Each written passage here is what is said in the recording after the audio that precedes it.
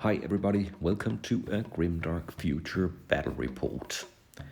Orc clan leader Ugfuss knows about heavy fighting on Crapus 4. He knows battle brothers and sisters fight robot legions and the forces of Havoc, but he doesn't know why. But if they fight, there must be something to fight for, and that means something for the Orcs as well. And his dream is for the Orcs to conquer and control the planet with himself as the victorious warlord. In the dusk of dawn, his force of Orcs stand ready, eager to fight. They don't know what they'll fight, but that's not really important. The fight itself and the win is all that matters. So today's battle is all about field position and objectives. 4 objectives are in play and each objective will earn 1 victory point to whoever controls it at the end of turn 4. And Ugfuss will lead the Orc army. He is a hero with toughness 3 and +2 defense. He has shooting frenzy, ultra claw and carbine. With him he has 5 commando orcs with 3 pistols, 1 with heavy machine gun, 1 with flamethrower and close combat weapons. Then a boss mob with toughness 3, 5 pistols, 4 ultra axes and an ultra claw, and finally 3 ultra bosses also with toughness 3, carbines, rocket mod, heavy flamer mod and 1 ultra axe. They will be facing alien hives with the leader, the Snatcher Lord. He is a psychic and he has heavy piercing claws. With him he has a group of 5 soul snatchers. They have strider and piercing claws. And the dreaded Hive Guardians with toughness 3, relentless. They have razor claws and heavy ravager guns. And finally 10 shooter grunts with bioboros and razor claws. And they also have strider. In this battle, the red dice will be the alien hives and the black dice the orcs. Let's roll off. A 5 for the aliens, but it will be beaten by a 6 from the orcs. Orcs activate first, but before the first round, some of the units have the scout ability, so the orc commandos, because of the roll-off, will activate first and move up to 12 inches here in cover behind the alien spacecraft. And on the alien hive side, the soul snatchers will do the same. They will move their full 12 inches alongside the rock here, but out of shooting and charging range. And the Snatcher Lord also has the scout ability, but he only moves a few inches forward. So let's go to round number 1. The Orc Ultra bosses move first. They advance 6 inches. They are still out of range with any of their rocket or flamer mods, but they can fire their carbines against the Soul Snatchers. 6 shots hitting on 5s. And typically Orc style, only 1 hit. It's an AP nothing weapon, so the Soul Snatchers will need a 4 to save. Unfortunately, only a 3, so 1 Soul Snatcher is down.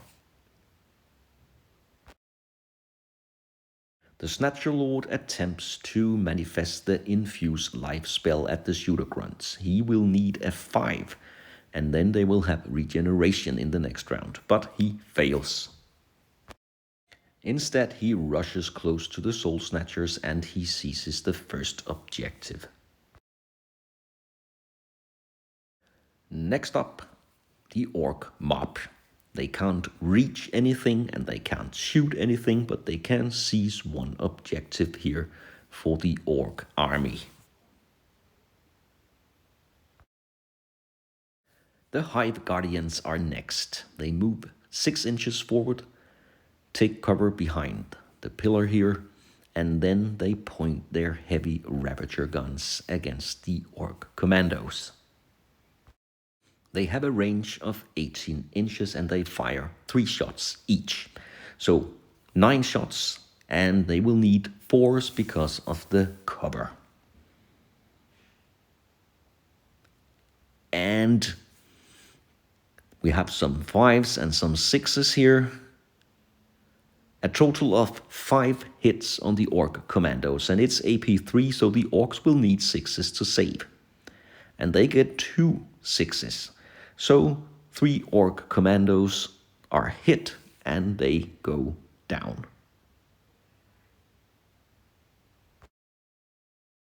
And that means the 2 remaining commandos must pass a morale test. They have a quality of 4, so they do just fine here. Otherwise they would have been pinned.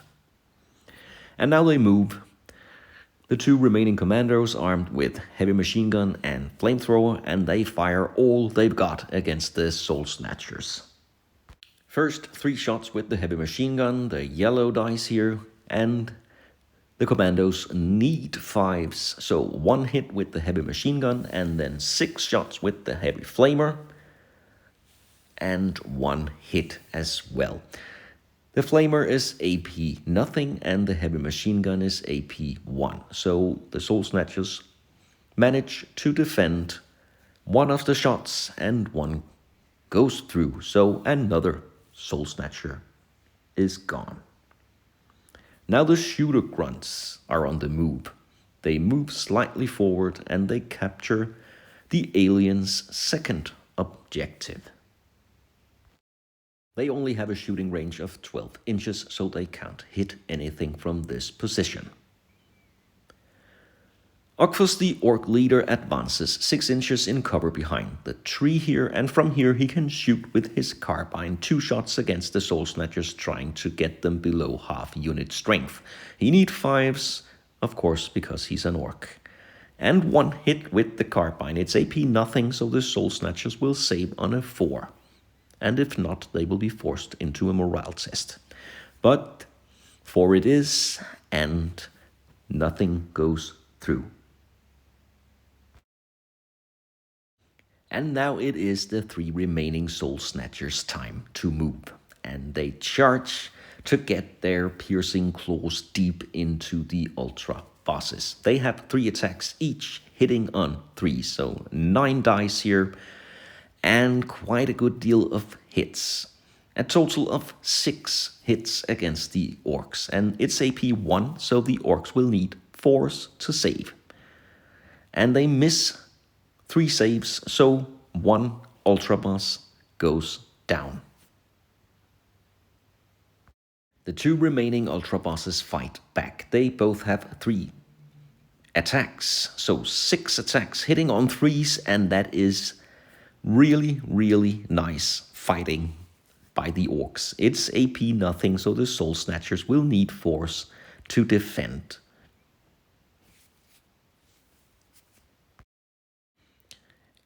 And a catastrophic defense roll here by the Soul Snatchers. 5 hits go through, and that means they all are eliminated with 1 heavy blow of the Orcs.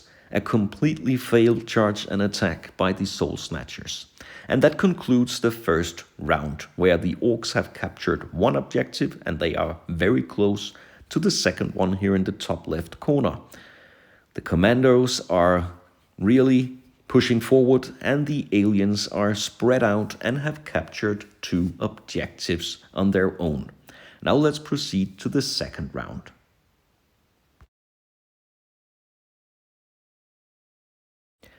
The Orc commandos activate first in the second round. They are close to the Soul Snatcher, but instead they advance in the direction of the shooter grunts. And from here they can fire everything they've got. 6 flame shots and 3 with the heavy machine gun.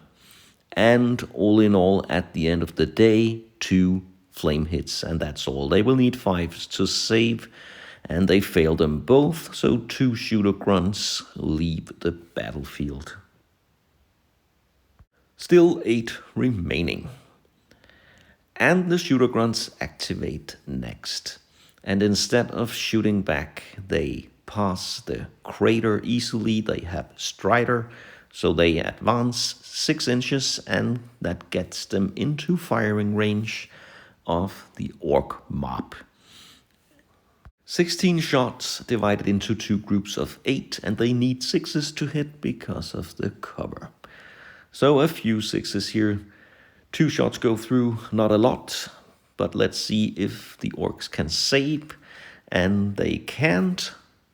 They only have a defense roll of 5, so that means 2 wounds to one of the Orcs. And now they're really pissed off. They decide to charge furiously against the shooter grunts, and when they charge, they have an extra attack. So first up, 12 attacks with Ultra Axis hitting on 3s. And they will be split into a couple of groups here. The first attacks, and that is 4 hits, and let's see the next round of attacks coming up. Oh, and a lot of hits here. Really looks devastating, but we'll see. That was the Ultra Axis, and then 4 attacks with an Ultra Claw, also hitting on 3, and that's AP 4. The Ultra Axis are AP 1. So that is quite a lot of defense rolls. The shooter grunts will need 6s no matter if we are talking about the Ultra Claw or the Axis, and all of them missed here in the first roll and the second roll coming up. And only 1 save. And that means that there are enough hits to take out the entire unit of shooter grunts. They don't just lose the battle, they are simply eliminated by the charge. That's what Orcs do best, charge and fight. But now they have moved closer, and that means the Hive guards here can take position and fire their ravager guns against the Orcs. 9 shots hitting on 3s, and for every 6 they can roll an additional die. So here we have the regular hits, only 1 miss, and then 2 further shots, and they also hit. So that is a total of 10 shots going through. And it's AP2, so the Orcs will have to roll 10 6s to save themselves, or at least a few 6s, and I can see at least 2 here, but that also means that 8 shots hit the Orcs. So 1 Orc that already was wounded is taken down, a 2nd Orc, and a 3rd one, and then we have 1 wound for one of the 2 remaining Orcs. It's pretty brutal at the battlefield at the moment, and the Ultra bosses want to join the party. They advance, and they prepare to shoot at the Snatcher Lord. They can fire 4 carbine shots and 1 rocket. They need 5s, but they get 6s here, 2 carbine shots hit, and the rocket. The rocket is AP2, so the Snatcher Lord will need a 6 to save the rocket.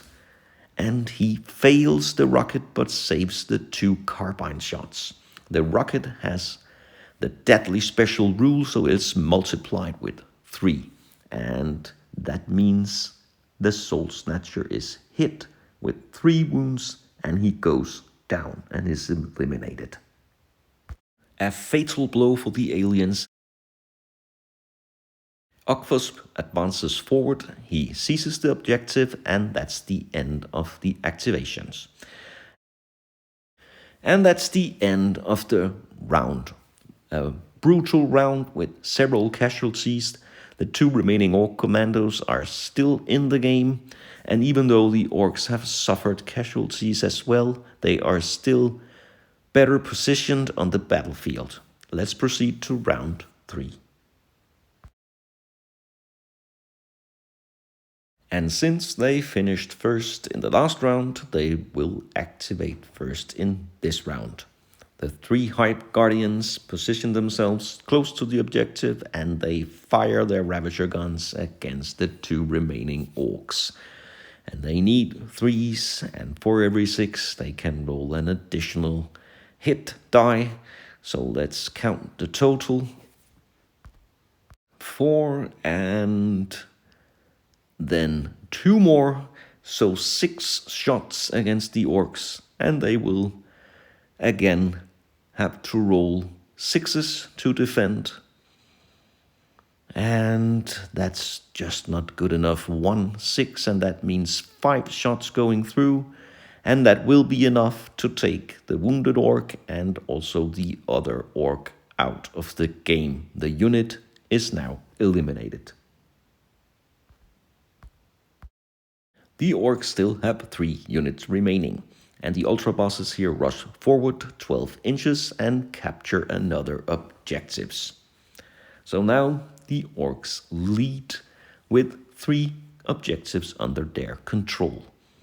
Ugfuss moves a bit closer, but still far enough away to be relatively safe. Finally, the brave commandos. They contest the 4th objectives, and they are close to the Hive Guardians now, and they fire first the flamer and then the heavy machine gun. They need 5s to hit, and they actually get quite a good deal of hits here. All 3 machine gun hits are good, and 2 with the flamer. The Hive Guardians will need 3s to defend the flamer and 4s to defend the machine gun. So let's see. And they defend it all except for 1 hit with the flamer. So 1 wound for 1 of the Hive Guardians. At the end of the round, it looks quite good for the orcs. They control 3 objectives and they contest the 4th. But I think Ugfuss would like to get rid of the Hive Guardians, if possible. Let's see in the final round.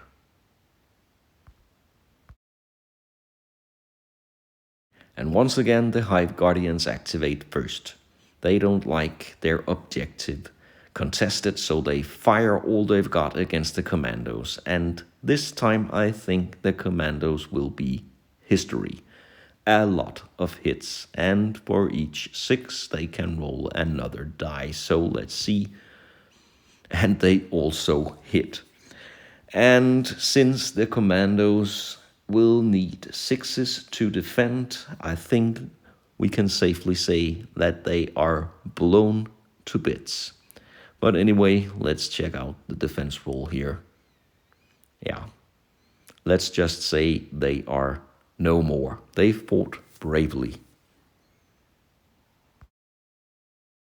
The ultra bosses advance 6 inches, and I think they will see if they can revenge the fallen commandos. Let's begin with 4 shots from the carbines.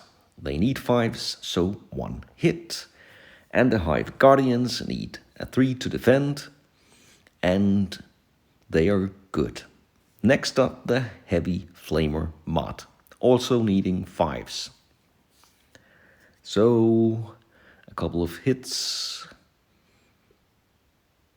3 hits, and it's AP 1, so the Hive Guardians now need 4s.